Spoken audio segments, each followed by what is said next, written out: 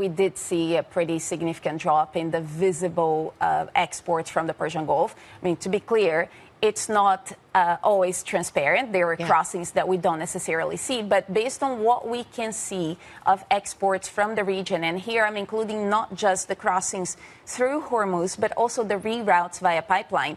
We were, before this latest escalation, we had reached about 80% of normal, and now we have dropped slightly below 50% of normal. So the direction of travel is one of tightening. So, yes, absolutely, this increasing prices can continue while this lasts. Yeah, it's kind of amazing that we've got back up to 80% of normal levels, really, isn't it? With so few visible transits of the Strait of Hormuz. I mean, how much of that was, vessels with no transponder, and how much of that was pipelines or even carrying things by truck regionally? What are the ways around Hormuz that have been developed that have made the most difference? Oh, absolutely. We saw, so from the Saudi side, the East-West pipeline played a big role in that, but also the UAE with the pipeline flows to Fujairah. And then we also saw some additional loadings in the Gulf of Oman that we think are also Hormuz crossings that we cannot see. So if you add up what you can see through the strait,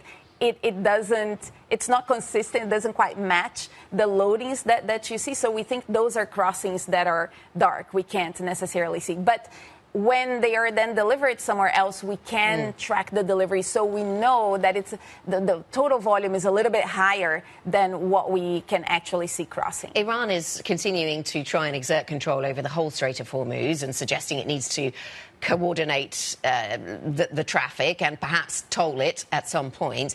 Is the industry thinking that there will be a toll in the future, that the way things were in the Strait of Hormuz will never go back to that? Or what is the commodity industry thinking about here? Yeah, when we talk to clients, yes, this is debated as a pretty real possibility. And frankly, when we think about, at least based on the reported tolls initially, when we think about, let's say, a $1 per barrel added to the price of crude associated with a toll, most clients we talk to will talk about that as a small price to pay to avoid war. But it's still very unclear where this is going. I think you're right, though, and also the way that this escalation restarted seems to be very much tied to the control of the strait.